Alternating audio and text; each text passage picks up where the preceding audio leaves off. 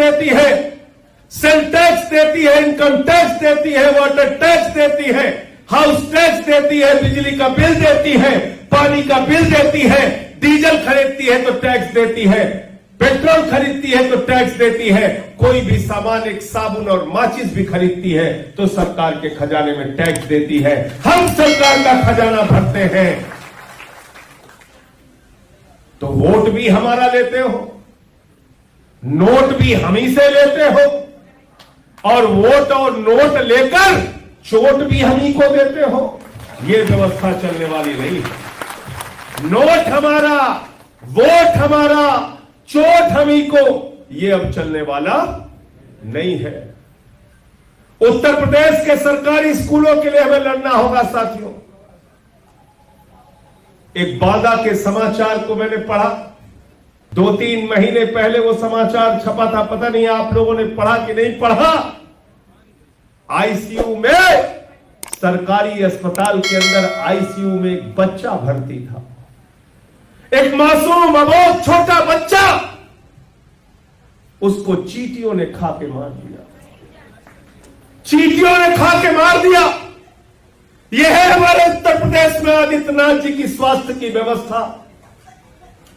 और इसलिए साथियों मैं कहना चाहता हूं, बंद कीजिए हिंदू मुसलमान के नाम पे राजनीति, शुरू कीजिए शिक्षा और स्वास्थ्य के नाम पे, स्कूल और अस्पताल के नाम पे राजनीति। और एक काम शुरू किया है केजरीवाल जी ने, और तभी से भाजपाइयों के पेट में दर्द हो रहा है। कह रहे हैं हमारी हिंदू मुसलमान की अच्छी दुकान चल रही थी, केजरीवाल जी ने शटर बंद कर दिया। वो कह रहे हैं हिंदू मुसलमान, केजरीवाल जी कह रहे हैं स्कूल अस्पताल। मैदान छोड़ के भाग रहे हैं, भाजपाई भाग रहे हैं। मनीष सिसोदिया जी का फोटो छप गया अमेरिका में, न्यूयॉर्क टाइम्स अखबार में, और उसमें दिल्ली के स्कूलों की तारीफ की गई। एक ऐसे सरकारी स्कूल जहां बच्चों की पढ़ाई के लिए एयर कंडीशन कमरे बने हुए हैं, एक ऐसे सरकारी स्कूल जहां एथलीट के ग्राउंड, स्विमिंग पूल, हॉकी के ग्राउंड दिल्ली के सरकारी स्कूलों में बने हुए हैं। अमेरिका के राष्ट्रपति ट्रंप की पत्नी हिंदुस्तान आती है तो वो कहती है हमें केजरीवाल और मनीष सिसोदिया का सरकारी स्कूल देखना है। यह काम किया केजरीवाल जी ने दिल्ली में, और हमारा सपना है कि जैसे सरकारी स्कूल दिल्ली के बने, जैसे सरकारी स्कूल पंजाब में बनने की शुरुआत हो गई, ऐसे ही सरकारी स्कूल उत्तर प्रदेश में बनेंगे। आम आदमी पार्टी को लाए, केजरीवाल जी को लाए। तो कह रहे हैं मनीष सिसोदिया की फोटो छप गई, भाजपाई मुकदमा कर रहे हैं, कह रहे हैं ये कैसे बच्चों को अच्छी शिक्षा दे सकते हैं, इनका नाम कैसे अमेरिका में हो सकता है। हमने कहा बेईमानो, 15-17 राज्य में तुम्हारी सरकार है, एक जगह अच्छा स्कूल बना दो, तुम्हारी भी फोटो छप जाएगी। गलत तो नहीं कह रहा हूं, गलत तो नहीं कह रहा हूं। तुम भी काम करके दिखाओ, काम करके दिखाओ। बिल्कुल ठीक बोला इन्होंने, बता रहा हूं। अरे बता रहा हूं, याद है मुझे, बिल्कुल सही कह रहे हैं। उत्तर प्रदेश में तिमाही परीक्षा होने जा रही सरकारी स्कूलों में, और 50% बच्चों को आज तक किताब नहीं मिली, किताब में नहीं मिली।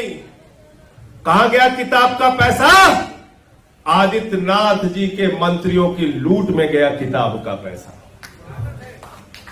ये बेईमान लोग हैं, ये आपके बच्चों की किताब का पैसा खाते हैं, ये आपके बच्चों की शिक्षा का पैसा खाते हैं, ये आपके बच्चों के स्वास्थ्य का पैसा खाते हैं। अरे तुमको 2 वक्त की रोटी नसीब नहीं होती, भारतीय जनता पार्टी के नेता बिल्डिंग खाते हैं, स्कूल खाते हैं, अस्पताल खाते हैं, सड़क खाते हैं, बिजली खाते हैं, पानी, पूरा का पूरा बजट खा जाते हैं। खाते हैं नहीं खाते? खाते हैं ना? शौचालय खा जा रहे हैं, देखिए। कह रहे सच। ए बेटा बैठ जाओ तुम। बैठ जा बेटा, बैठ जा, बैठ जा, बैठ जा, बैठा दो इसको। ये बहुत अच्छा लड़का है, इसको बैठा लो। हाँ हाँ, एकदम सही बात कर, इसको मालूम है लुटवाते हैं। बैठ जा बेटा। तो साथियों और दोस्तों, देखिए इसका नौजवान का गुस्सा है, वो भी अपना बोल रहा है बेचारा। हर आदमी के मन में गुस्सा है, हर आदमी के मन में नाराजगी है। बस एक ही बात कहूंगा, इनकी दुकान जो हिंदू मुसलमान वाली चल रही है उसको बंद करा दो और कहो स्कूल अस्पताल दो पहले की। पहले हमारे गांव की सड़क ठीक से बनाओ, जो गड्ढा है इसको नेताजी ठीक करा दो, वरना इसी गड्ढे में तुमको गिराएंगे हम। गड्ढे में गिराना है, नहीं गिराना है? तो इनके दिमाग पे जो जाति धर्म का भूत सवार है उसको उतारने के लिए क्या चाहिए? क्या चाहिए? क्या चाहिए? हमरे यहाँ बस्ती में जब क्यों के गांव में भूत सवार हो जाए तो ओझा के लगे जाते कि नहीं है? और ओझा लोग क्या करते? मार झाड़ू, मार झाड़ू, मार झाड़ू के भूत उतारा। गलत तो ना कहते हैं? भूत उतारा नहीं। तो जिसके जिसके दिमाग पर भूत सवार है, सत्ता का, जाति धर्म का, नफरत फैलाने का, उनको दे झाड़ू करके उनका भूत उतारना। और हमको आपस में लड़ाने की कोशिश मत करो। यह हिंदुस्तान वो मुल्क है जहां बिस्मिल्लाह खान की सहनाई संकट मोचन के मंदिर में गूंजती है।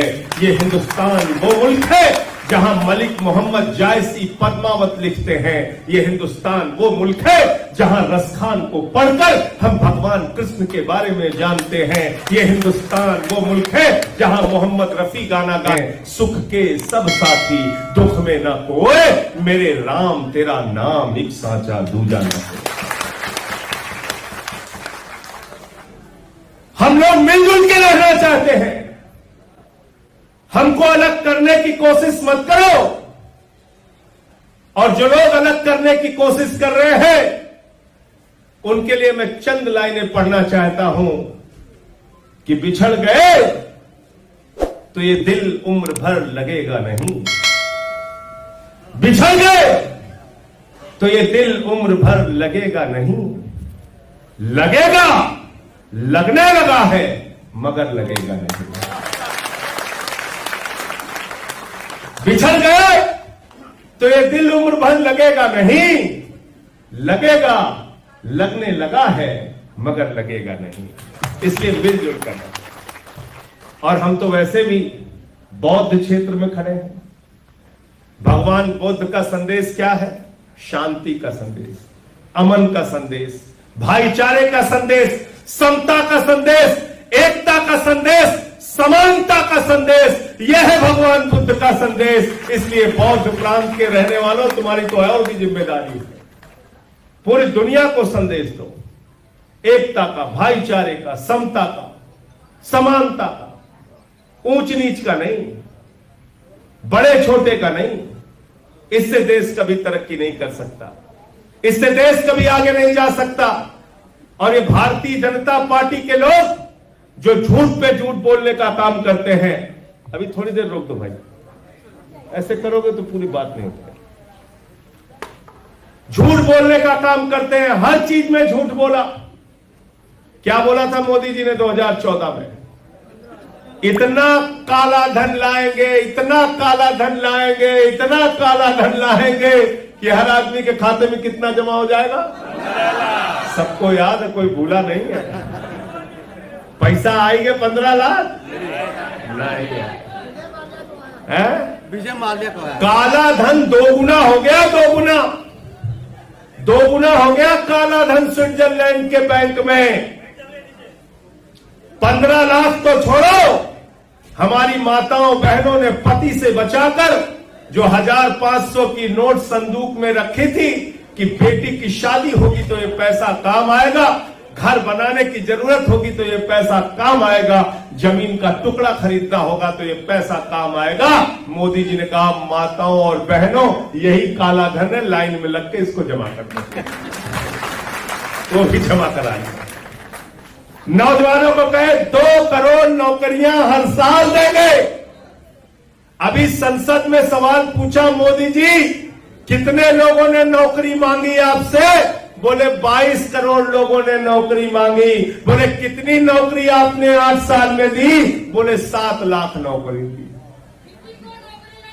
किसी को नौकरी नहीं मिला, किसी को नौकरी नहीं मिला, नौकरी मिला ही नहीं। बिल्कुल ठीक बात है। और नौकरी में क्या योजना लेके आए हैं? कह रहे अग्निवीर बन जाओ, अग्निवीर, अग्निवीर बन जाओ। कह रहे हमारा लड़का जैसा बीसीसीआई में पैसा लूटेगा और तुम्हारा लड़का -50 डिग्री टेम्परेचर में सियाचिन में और +50 डिग्री टेम्परेचर जैसलमेर में बंदूक लेके देश की सीमा की रक्षा करेगा। हम कहना चाहते हैं उनकी नौकरी जैसे पहले थी वैसे बहाल करो। हमारी सेना के साथ गद्दारी करने का काम मत करो। ये भारत की सेना के साथ गद्दारी है, ये भारत माता के साथ गद्दारी है। जरा कल्पना कीजिए 17 साल में एक नौजवान सैनिक बनेगा, 21 साल में वो नौजवान पूर्व सैनिक बन जाएगा। जरा कल्पना कीजिए अगर 34,000 सैनिक हर साल भारत की सेना में कम हो जाएंगे तो 20 साल में भारत की सेना आधी हो जाएगी। भारत की सेना के साथ गद्दारी करना बंद करो, भारत माता की रक्षा के साथ गद्दारी करना बंद करो, हमारी सीमा की सुरक्षा के साथ गद्दारी करना बंद करो। भाजपाइयों तुम्हारी असली नीयत हम सब पहचानते हैं।